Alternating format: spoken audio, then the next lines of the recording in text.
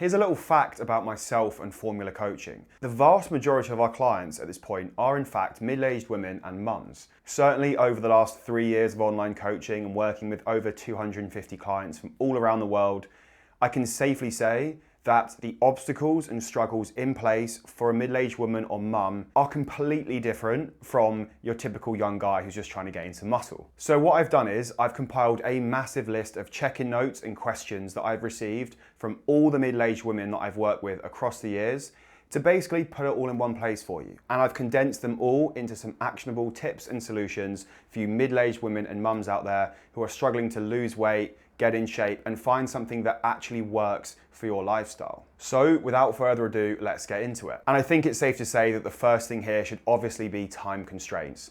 My mum is a mother of 4 boys. I know what it looks like as one of the offspring to know firsthand the amount of time spent and the amount of time we demand as kids across all different ages of life. There are so many considerations and so many time-related obstacles put in place through kids. And even if you don't have kids, there are a bunch of others that we'll also touch on, as well as the solution, so stay tuned for that. Balancing your work life, your social life, your family life is incredibly flipping difficult. And for the vast majority of women that I work with, it can be so flipping hard. For example, a new client of mine said to me, I genuinely don't think it's worth me getting started on this journey because I do not have the time to exercise in any way, shape or form. She told me she will wake up, prep breakfast and school lunches for the kids, take the kids to school, come back, start work, and then literally as soon as she's back from work, either have to arrange a school run, do it herself, come home,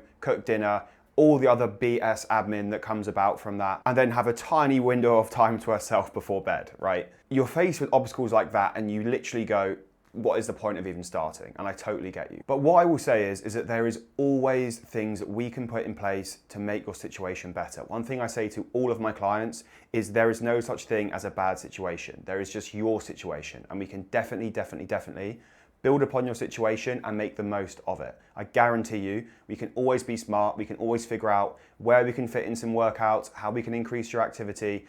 There is so much you can do, I promise you, even if it seems like you literally don't have a minute in the day spare. Let's touch on workouts first. First of all, if your goal is weight loss, you do not actually need to work out, first and foremost. You do not need to do hours of cardio, hours in the gym or anything like that in order to lose body fat. You just don't need to do it. You can lose body fat through controlling food intake and calories, okay? So if you literally don't have time to work out, that's okay. We can still address that goal without workouts. Of course, I would advise if you do have time to fit in some workouts, would obviously do that and shoot for that because the more the merrier at the end of the day. I also understand that getting to a gym and training for a significant period of time might be a logistical nightmare. Maybe 15 minutes, half an hour to get there, an hour in the gym, 15 minutes, half an hour back. That can be like 2 hours out your day or more, right?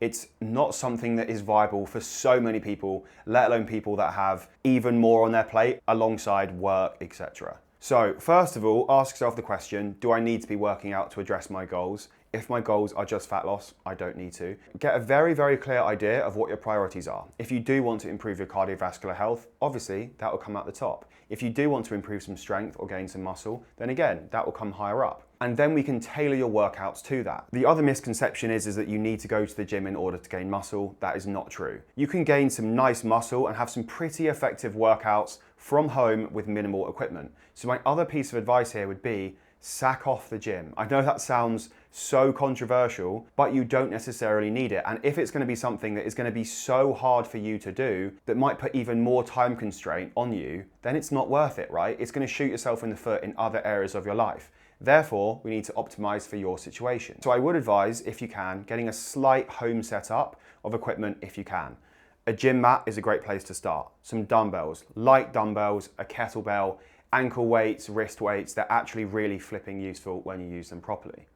Resistance bands, unbelievable, really flipping useful. A treadmill, also unbelievably useful if possible. And now you have the ability to basically work out whenever possible. And the way in which I typically program for clients like these, programming to a bare minimum, setting themselves a goal of like 2 to 3 sessions per week that are maybe 20 minutes to half an hour long, higher intensity to make up for the lower time, They're going to train really hard in those 20 minutes to half an hour, burn off some steam, maybe their kids are pissing them off or whatever, right? And they need to burn off some steam in a good session. We do exactly that. So what we're doing is putting in place the bare minimum amount of time and effort they need to do in the gym side of things in order to progress sustainably. And then I give the clients the option of doing booster or bonus sessions. So if you do find yourself with more time, you can go onto my app and access these booster sessions whenever works for you. Like, okay, great, I've got a spare 5 minutes or 10 minutes or 20 minutes. Let's get a quick session in, right? Again, we have a baseline where you're always moving in the right direction, but if you do find yourself with more time, you can push yourself along even further with additional sessions. So it works really, really, really well. And again, I reiterate, we are optimizing your situation. If you come to me and say, Harry, look, I genuinely only have 5 minutes a day to work out, we will make you the best 5-minute home workouts you possibly can do in that time frame. I guarantee you, right? And it might sound insignificant, but 5 minutes a day doing something intense can be really significant for you. It can make you feel amazing. Even if it makes you feel good, that is a huge move in the right direction. And we can dial in other components like nutrition and sleep and lifestyle as well. So there's plenty more important things we can be doing that are going to push you along towards your health and fitness goals. And another piece of advice I would give is think about how you can be more active. You'd be amazed at the effect of just being on your feet more. This is one of the simplest and most underrated cues when it comes to living a healthier life and pushing weight loss along. Being on your feet means you're burning more calories, right? Simple as. So if you ask the question next time you're sat down doing something, can I do this thing standing up? Then do the thing standing up. If you're on the phone, get up, be on your feet. Do I have time in the morning to squeeze in a little walk before my day starts, or in the evening for a little bit of peace and quiet? Again, these things compound massively over time and will have such a huge impact across your total weight loss journey. It does require being smart and creating some really time-effective workouts where you can, but it also requires the understanding that you don't need to work out in order to lose body fat. There is so much you can do in terms of nutrition. So let's touch on nutrition now. There are a bunch of considerations when it comes to your overall nutrition. The biggest one, again, most likely comes about from time constraints and also eating in a way that suits your family. If you're living with family, managing your nutrition can be a lot harder. And this is such a recurring theme with my clients. This kind of question of, oh, well, if I'm making a meal for my family, it's got to be something that everyone's okay with, everyone enjoys. It's like, yeah, that's true. But as the person that's putting food on the plate for your family, you've got the main say in what goes into it, right? And yes, you absolutely can force your family members into eating some slightly healthier food or some slightly low calorie food if it helps you along the way. Now, obviously, if you have the self-control to be able to prepare food for your family that is maybe more calorific or fatty or whatever, and you can kind of turn down some of that and manage your portion control accordingly, then that's great. You've created the best of both worlds. But if not, have the power to just say, look,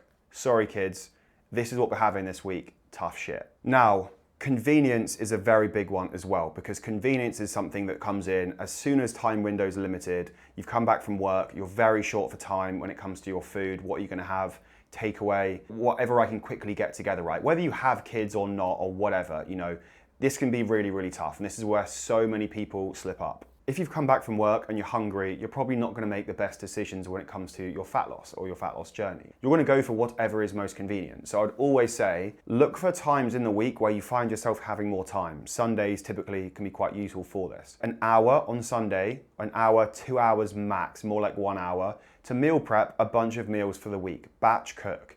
Batch cook in a way that allows you to track the total calories and macros of that meal, and then portion it out. You know how many people that's going to be serving, and you know exactly the calories and macros per portion that you will have per week. And this is a really flipping cost-effective way of preparing your nutrition throughout the week, but also you guarantee no slip-ups. There's no guesswork, you know. The more you track, the less guesswork there is. So meal prepping can be your best mate, and stay tuned for a lot more content around that. Another really important thing with sleep and nutrition is that when you eat in the day has a massive, massive effect on your overall sleep quality and your ability to lose weight, or rather actually gain weight. If you eat lots of your calories towards the end of the day, which is very, very common for middle-aged women who are working and managing a family, if you eat your meals very late in the evening or even at night, you will find your body is not as good at metabolizing those calories, and there is a higher likelihood those calories will be going to your body fat, and it will make it very much harder to lose body weight. So a great change you can make here is simply pushing most of your calories earlier in the day. This doesn't mean eating one massive breakfast and starving throughout the rest of the day.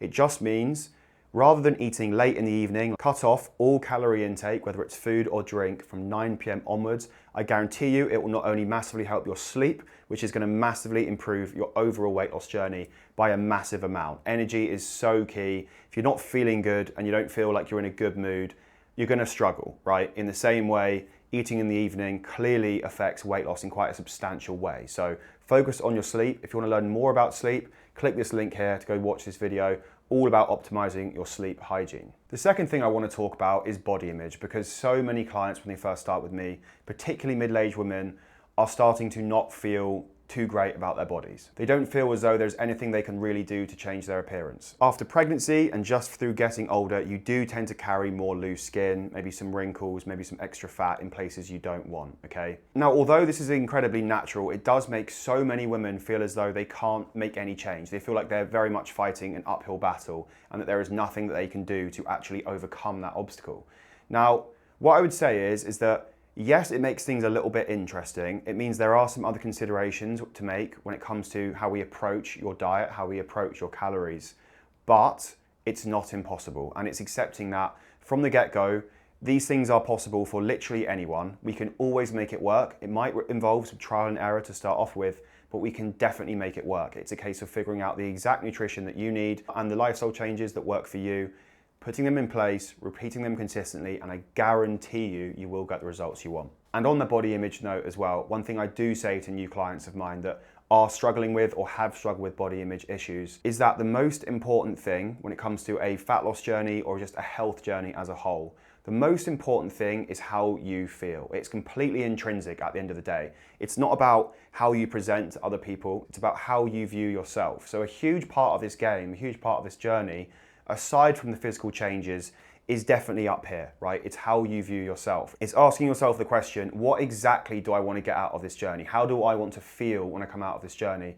Rather than just like, oh, I want to weigh 70 kilos or whatever. That is effectively arbitrary and pointless if it's not going to make you feel any good, right? So I'd always say that there are far more important questions to ask yourself aside from just how much do I want to weigh, you know? It does really help to log your weight on scales. In the same way, it really helps to actually take photos of yourself across the journey to understand how much this will fluctuate over time. And this is another key tip that I'd actually give to anyone starting a fat loss journey, is that you have to accept from the get-go that there's going to be fluctuations. Weight loss is never linear. You never get straight line weight loss. It just doesn't happen. What you'll notice is your weight doing this. It will just go up and down and up and down and up and down. There are so many factors that might cause you to hold on to body weight over the course of like a day or a week. For example, if you're feeling particularly stressed, you might notice you actually hold on to some weight in the short term. In the same way, if you have a very salty dinner, you might actually hold on to some body weight or realistically water in the morning the next day. You might go, wait a minute, why have I just gone up? That makes no sense. And this is just a reality, an absolute inevitability of a weight loss journey, regardless of who you are. Now, one of the biggest considerations here is menopause and other hormonal changes. Now, this can be a massive obstacle for women during this phase of their life, particularly if they're trying to lose body fat and get in good shape. The reason being that hormonal fluctuations that occur during menopause can result in different things for different people, typically weight gain and changes to metabolism and just making it a lot harder to lose weight. The first thing I would say is first of all, get a consultation with a healthcare professional, get blood work done for your hormones to identify exactly what's going on. And in terms of the evidence of what you can do now that's going to really help, here are some things to do. 1, increase your protein intake. Increase your intake of lean protein sources, increase your intake of healthy fats, improve your intake of fiber and fruit and veg. These things will inherently help you to manage weight, okay? Whole foods with plenty of protein and fiber are good things for your body regardless. You're providing your body with the correct nutrients to help you stabilize your hormones. Now, you might hear balancing hormones quite a lot, people yapping on about there's certain foods that do that. The reality is the research there is very new, annoyingly, and it isn't something that we can make direct claims about. However, what we can say is that strength training is fantastic. Any kind of strength training can be really good for hormones. Eating a very healthy and balanced diet with lean protein sources, some healthy fats, plenty of fiber, plenty of micronutrient diversity are good things to do, and they will undeniably help you in some way, shape or form. But I would definitely say when it comes to the hormonal front, one of the most important things to do is get a very good idea of how your hormones are behaving. Now, I know that blood testing for that can be quite expensive, it can be pretty frustrating, but in the meantime, you can action these tips, and I would be baffled if they don't help in some way, shape or form. And the last thing I want to talk about is support, because it can be really, really hard to remain supported and motivated throughout a weight loss journey. It does take a long time, whether it's weight loss, whether it's muscle gain, particularly if you have hormonal considerations or menopause that come into play as well, right? It's a very complex and long-winded journey that requires a lot of accountability and a lot of support a lot of the time. I said a lot just then. So what I would say is, if you can't align the people that you live with, whether it's a partner, husband, kids, whatever, if you can't align them to your goals and they are proving to be big obstacles for you, then at the very least you need to have a very clear-cut communication with them that will help them understand where you are, what your goals are, what you need to do to get there, and that way you have cleared the air. They know exactly what you're going for. They know not to tread on your toes. They know not to make it difficult for you, okay? And they're your family. Of course, they're not gonna make it difficult for you unless they're just little shit kids, in which case, get rid of them. Don't do that. So this is what I would say to do. Try align the people you live with your goals. And if not, make it very clear with them what your goals are and what you need to do. This is gonna massively help everyone know what they need to do or don't do in order to assist you throughout your journey. This is really important. I don't think that's talked about anywhere near enough. And further from that, what you really need to be aware of is the time frame. I have so many mums and middle-aged women come to me and say, I started the journey, I lost loads of weight and it was going quite well, but then something happened that was external, something uncontrollable. Say a family member gets really ill, or there was an issue with a job, or they got ill or got injured or whatever. You have to be able to have an idea of timeline in order to know how long the whole thing is going to take to get you to where you need to be, so that you know that if something does go wrong, you know that when you're back out of that dip in the process, you only have X amount of time left. Otherwise, the whole thing just falls apart, right? Like, it just falls apart. If you don't have a plan, if you don't have a path, if you don't know that it's going to take you roughly 6 months to get to your goals, let's say, then inevitably, when something happens or an obstacle comes into play, the whole thing comes crashing down, right? So I'd always say, get a very good idea of how long the journey will take you. Now, one thing I do on all of my consultation calls is give you a very good idea of that entire plan, give you an idea of where you are now and how long it will take exactly to where you want to get to. And I do that completely for free. So if you are interested in that, by all means, book in a call and talk to me. I'll walk you through exactly that. Other things you can do to get more support: find a community of people that, say, go for walks or jogs and stuff like that. There's tons of them online. Find a partner to do it with, whether it's exercising, going on walks, going on dog walks with other people. These are habits and things to do that are not only really flipping enjoyable, but will make you feel good about yourself, and you'll get all the support that you need if you feel like you need it in order to pump yourself along and move yourself along throughout the journey. So if you're one of the few people to stick around to the end, I hope that video helped you. I know this video is not for the vast majority of my following. However, I just thought, why not give you some good actionable tips that actually flipping work? I know they work, that you can just put in place now, okay? And please, by all means, let me know how you get on. Drop me an email, drop me a DM on Instagram, whatever you find easier. And as per the usual, I will see you next week.